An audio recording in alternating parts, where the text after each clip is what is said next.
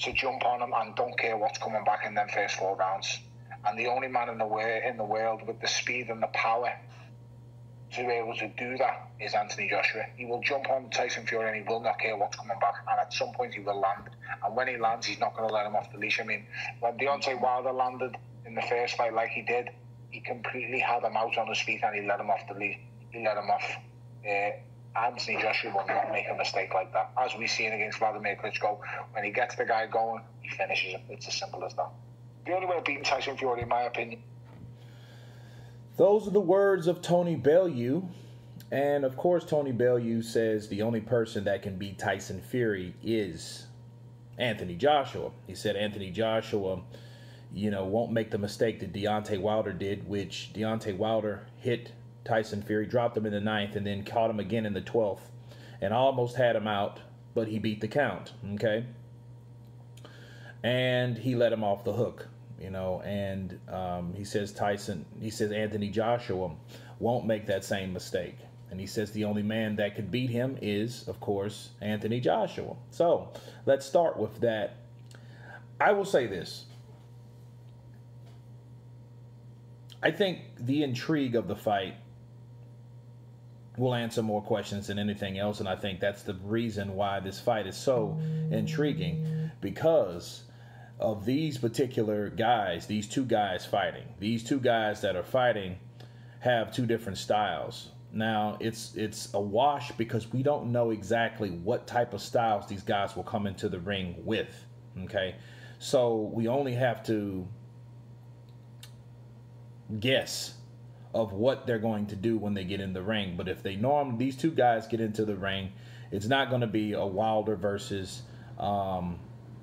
Fury. It's going to be a Joshua versus Fury, okay? And I do believe if Anthony Joshua gets Tyson Fury hurt, he will try to get him out of there. That's his thing. But I think the danger of that is Joshua getting tired.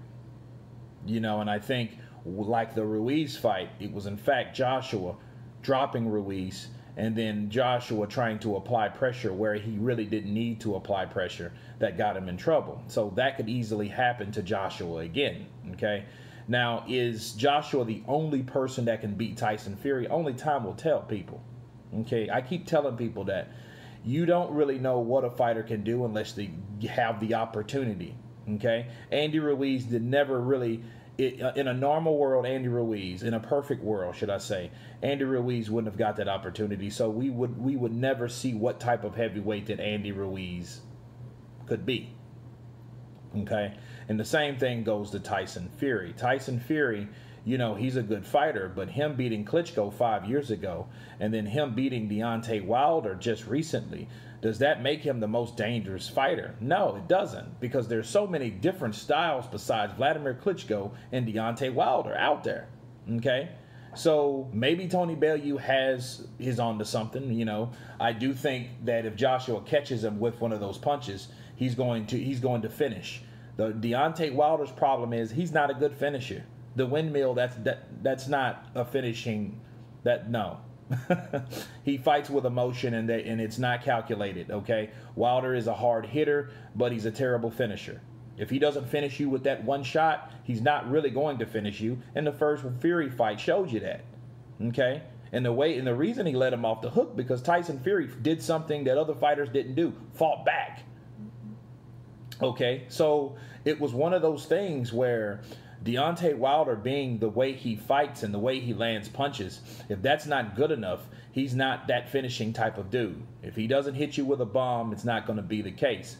Anthony Joshua hits hard too, but he fights with combinations. He fights on the inside. So let's say he does hit Tyson Fury with something hard, and Tyson Fury tries to hug him up and gets caught with a right uppercut. Okay? Those type of things can happen with fighting Anthony Joshua.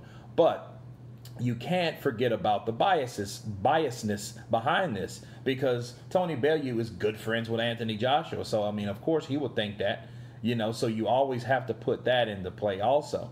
But I do agree with him, strangely enough, with Joshua, because Joshua will go for the kill because he fights in the moment, okay, as you can tell, right?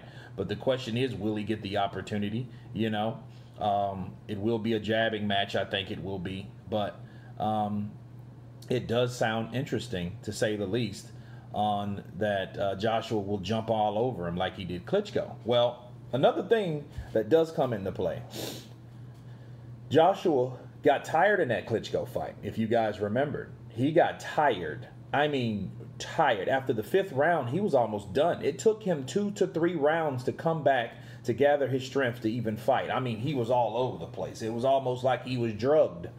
You know, he was fatigued.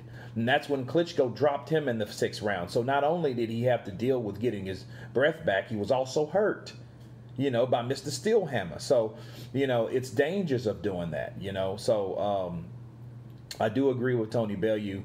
AJ, he would have to get Fury out of there early because maybe AJ, you know, lacks stamina. However, he didn't show that in the last fight. He showed that he had stamina. Right? So it depends on what type of Joshua shows up. And the same goes for Tyson Fury. What type of Tyson Fury shows up for that fight? Okay? But anyway, you guys tell me what you think about Tony Bellew's comments. Of course, please subscribe. And you guys been Counterpunch. Peace.